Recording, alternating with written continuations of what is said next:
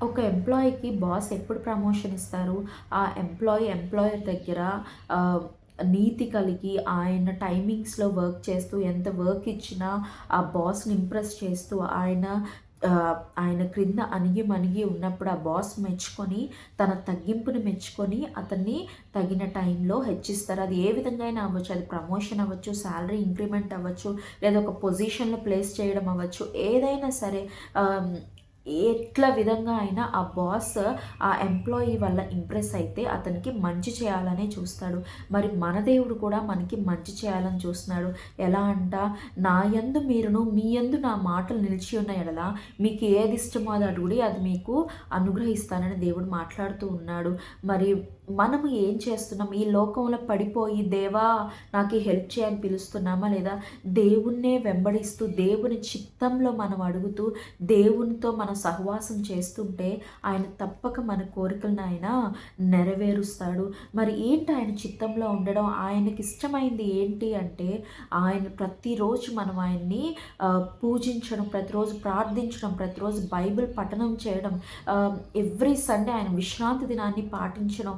మరి అట్లనే ఆయనకిష్టమైన కార్యాలు చేయడం. చాలామంది ఏం చేస్తారండి, చక్కగా ప్రేయర్ చేసుకుంటారు, బైబిల్ చదువుకుంటారు, సండే వస్తే టైంకి చర్చికెళ్ళిపోతారు. అన్నీ బానే ఉంటుంది. కానీ ఆ సోషల్ మీడియా ఏదైతే ఉందో, ఆ అశ్లీల దృశ్యాలు ఏదైతే ఉందో, ఆ అశ్లీల న్యూస్ ఏదైతే ఉందో, ఆ పనికిమాలిన న్యూస్ ఏదైతే ఉందో, ఆ పనికిమాలిన సినిమాలు ఏదైతే ఉందో, ఆ పనికిమాలిన సీరియల్ ఏదైతే ఉందో అది విడిచిపెట్టలేరు. అవి విడిచిపెట్టలేరు.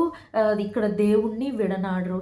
మరి 2 కావాలంటారు. కానీ దేవుడు ఏమంటున్నాడు, మీరు చల్లగానైనా ఉండండి లేదా వెచ్చగానైనా ఉండండి, కానీ మధ్యలో ఉంటే నేను మిమ్మల్ని ఉమ్మివేస్తానంటున్నాడు దేవుడు. మరి నీవు ఎటువైపు ఉన్నావు? నీవు ఆయన మాటలు నీలో నిలిచి ఉంటే నీవు తప్పక దేవునిలో కృప పొందిన వాడవవుతావు. నువ్వు ఏది అడిగినా నీకు కావాలి అంటే దేవుని చిత్తంలో నువ్వు ఏది అడిగినా నీకు అది దేవుడు అనుగ్రహించాలి అంటే దేవుని చిత్తంలో నీవు ఉండాలి. మనుషుల మీద ప్రేమ కలిగి ఉండాలి. నిన్ను వల్ల నీ పొరుగువారిని ప్రేమించాలన్న ఆజ్ఞ, ముఖ్యమైన ఆజ్ఞని దేవుడు చెప్తున్నాడు. కనుక నీ పొరుగువారిని నువ్వు ప్రేమించినప్పుడు, వారికి సహాయకరంగా ఉన్నప్పుడు, ఆయన్ని నువ్వు ప్రతి నీ కార్యంలో ఆయన నువ్వు చూపించగలిగినప్పుడు, ఒక మాట ద్వారా, చూపు ద్వారా, వేషం ద్వారా ఏ విధంగా అయినా నీవు ఆయన్ని ఎగ్జిబిట్ చేయగలిగినప్పుడు ఆయన తప్పక నీ కోరికలు తీరుస్తాడు. మీరు నన్ను అడిగితే తండ్రి నాలో మహిమపరచబడినట్లు నేను మీ అవసరాలు తీరుస్తానని దేవుడు మాట్లాడుతున్నాడు. నాలో మీరుంటే బహుగా ఫలిస్తారని దేవుడు మాట్లాడుతున్నాడు. మరి లోకంలోకి వెళ్ళి మనము వాడిపోదామా లేదా దేవుళ్ళలో ఉండి ఫలిద్దామా? ఫలించిన వాటికే కదండి అందం. ఫలించిన వారినే కదా ప్రైజ్ చేస్తారు. ఇప్పుడు గొప్ప ఫలం ఉందనుకోండి, గొప్ప ప్రైజ్ దానికి.